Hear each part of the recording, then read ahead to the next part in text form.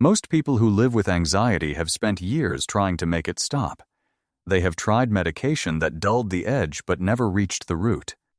They have tried breathing techniques that worked in the moment and then required constant repetition to maintain any effect. They have tried simply pushing through, willing themselves not to feel it, filling their schedules so thoroughly that there was no quiet space left for it to surface, and none of it has permanently worked. Because all of those strategies share the same fundamental error.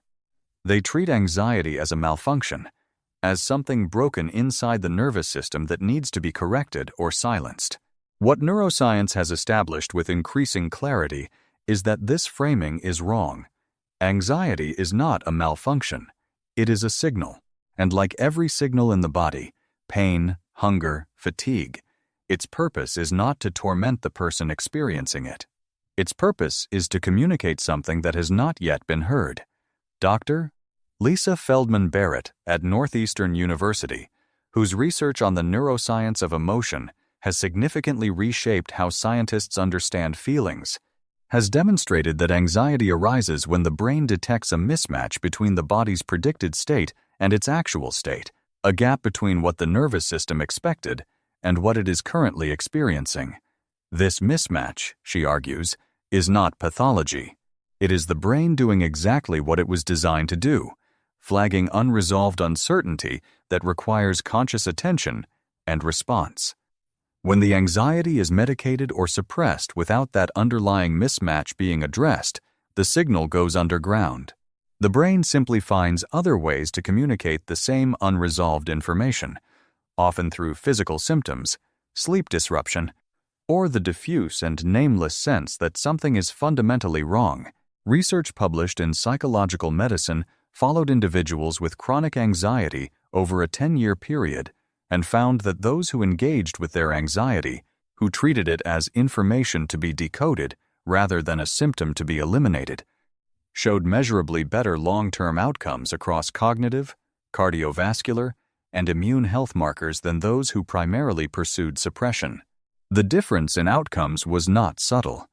Across every measure tracked, turning toward the signal produced biological changes that avoidance, over a decade, consistently failed to achieve. What this means, practically, is a reorientation that feels counterintuitive at first. Instead of asking, "How do I make this stop?" the question becomes, "What is this trying to tell me? What situation, relationship, unresolved need, or unacknowledged truth is this level of activation pointing toward?" Because anxiety, listened to with patience and without judgment, consistently points somewhere real. Dr. Judson Brewer at Brown University has documented through clinical research that the moment a person genuinely turns toward their anxiety with curiosity, rather than resistance, simply observing it instead of battling it, the threat circuitry in the brain measurably quiets. Not because the content was resolved, because the signal was finally received. You do not have to conquer your anxiety. You have to listen to it.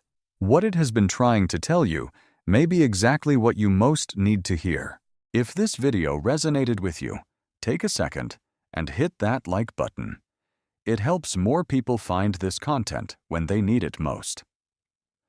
Subscribe so you never miss a new video, because every week we bring you research-backed insights to help you feel more like yourself again. And if you know someone who might need to hear this, a friend, a parent, a sibling, share it with them. Sometimes the most caring thing we can do is pass along the right words at the right moment. I'll see you in the next one.